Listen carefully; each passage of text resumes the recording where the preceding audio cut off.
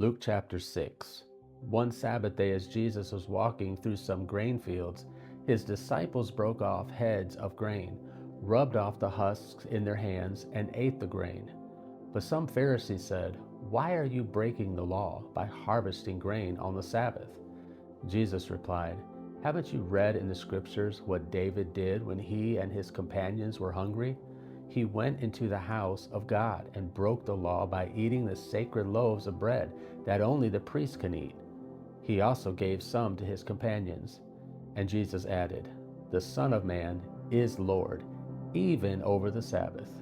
On another Sabbath day, a man with a deformed right hand was in the synagogue while Jesus was teaching.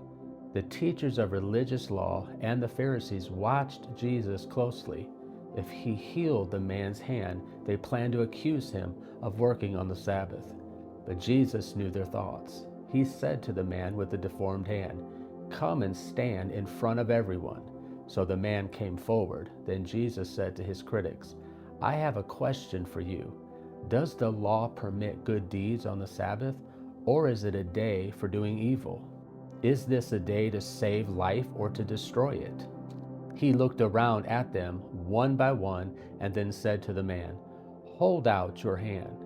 So the man held out his hand, and it was restored. At this, the enemies of Jesus were wild with rage and began to discuss what to do with him. One day soon afterward, Jesus went up on a mountain to pray, and he prayed to God all night. At daybreak, he called together all of his disciples and chose 12 of them to be apostles.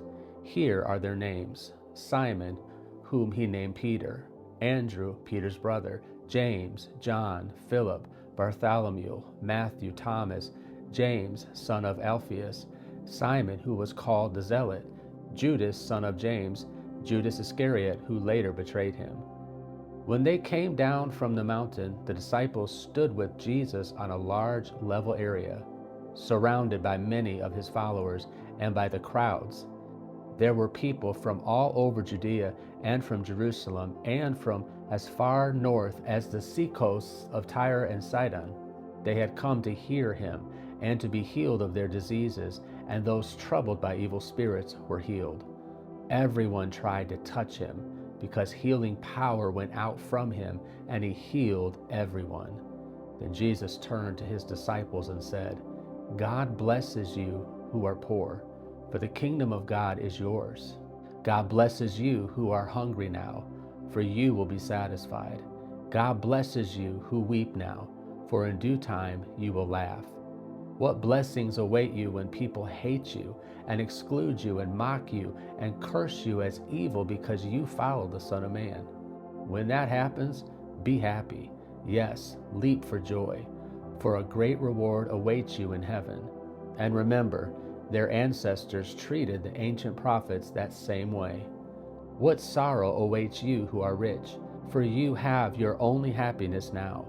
What sorrow awaits you who are fat and prosperous now, for a time of awful hunger awaits you.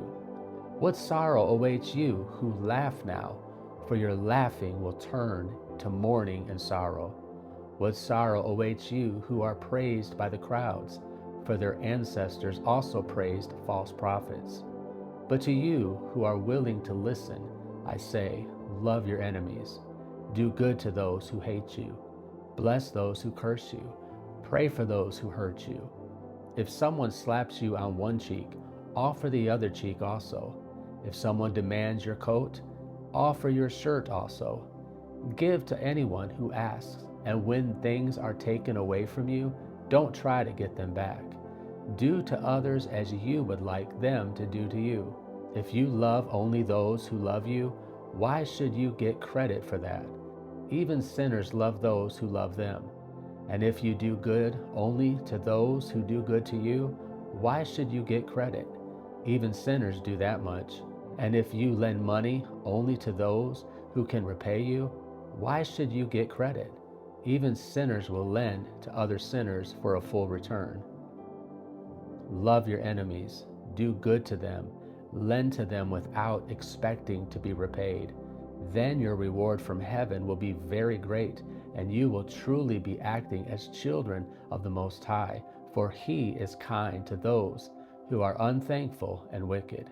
You must be compassionate, just as your Father is compassionate. Do not judge others, and you will not be judged. Do not condemn others, or it will all come back against you. Forgive others, and you will be forgiven. Give, and you will receive. Your gift will return to you in full, pressed down, shaken together, to make room for more, running over and poured into your lap. The amount you give will determine the amount you get back. Then Jesus gave the following illustration. Can one blind person lead another? Won't they both fall into a ditch? Students are not greater than their teacher, but the student who is fully trained will become like the teacher.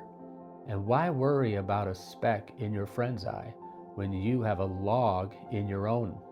How can you think of saying, "Friend, let me help you get rid of that speck in your eye," when you can't see past the log in your own eye? Hypocrite. First get rid of the log in your own eye, then you will see well enough to deal with the speck in your friend's eye. A good tree can't produce bad fruit, and a bad tree can't produce good fruit. A tree is identified by its fruit. Figs are never gathered from thorn bushes, and grapes are not picked from bramble bushes. A good person produces good things from the treasury of a good heart, and an evil person produces evil things from the treasury of an evil heart. What you say flows from what is in your heart. So why do you keep calling me Lord, Lord, when you don't do what I say?